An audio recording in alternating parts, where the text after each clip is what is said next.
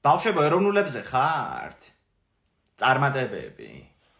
რაფერია თუ ამ ბავშვს სახელზე. გოგო რა უნდა მეკითხა? წუხენის რა ხმაური და ცივილტივილი გამოდიოდა ხუთი შვილებისგან. ვაიმე არა გიგია შენ ეგ. თურმე გუშინ ეგ დათო ქმარი მოსულა სახლში ნასვამი. მე სახლში გაუგრძელებიას, მაგრამ როგორც იციან ხოლმე. ხო და რაღაცაები შეგამათება რომ მოსვლიათ მე ცოლ-ქმარს სოფოსთვის კბილებში შეულეწია თურმე ღვინის ჭიქა. ასეა საქმე. უკაცრავად ქალბატონო, ეხლა თქვით რომ კბილებში შეალეწა ღვინის ჭიქაო? ხო გეუბნებით თუ შუშანიკი მომეთქი ჩვენ ვარიანტში. არა შვილო, ამბავი მომყევი უბრალოდ. მიშველი ასად არა თქვა ეგ. მისმინე, სახლიდან წავიდაო სოფო წეღანაბობდნენ გოგოები, გუშინდელი ჩხუბის მერე და საცხოვრობენ სოფოსიანები. ვაიმე, სოფოს დედმამა ცხოვრობს რუსთავში. ხო, იმიტომ რომ მაგათ რო ახლა აქ რემონტი ქონდათ, სოფო ერთი პერიოდი იქიდან დადიოდა ხოლმე. ხო, რუსთაველია.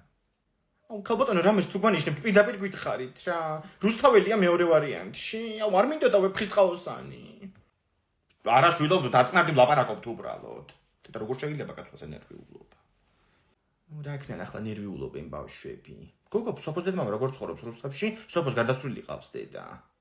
და როგორ გადამწოდინდა გოგო ეგ? არა კაცო, ეგ ქალი არის სოფოს მამის მეორე ცოლი, ხო? სოფოს დედინაცვალია. უკვე ნამდვილად აღარ არის ესეც ცილო რა ქალბატონო. სამანიშვილის დედინაცვალი მოვა ხო მეორე ვარიანტში. არა შვილო, რა ჩვენ გინდა ეგ მოვა გამოცდაზე. და სიტყვა ვეღარ მithქვამს როგორ დავიღალე რა. მე დაღლა შენ უნდა გენახა გუშინ თენგიზის გასვენებაში. 2 საათზე რო გამოიყვანეს კორპუსიდან, სასაფლაომდე ვიარეთ სულ ფეხით. აი მე როგორ უცბად დაიღუპა რა. გასაცოდავებული ცხოვრება ხო გქონდა, სიკვდილშიც არ გონია ბედი. დიდოსტატის მარჯვენა მოვა.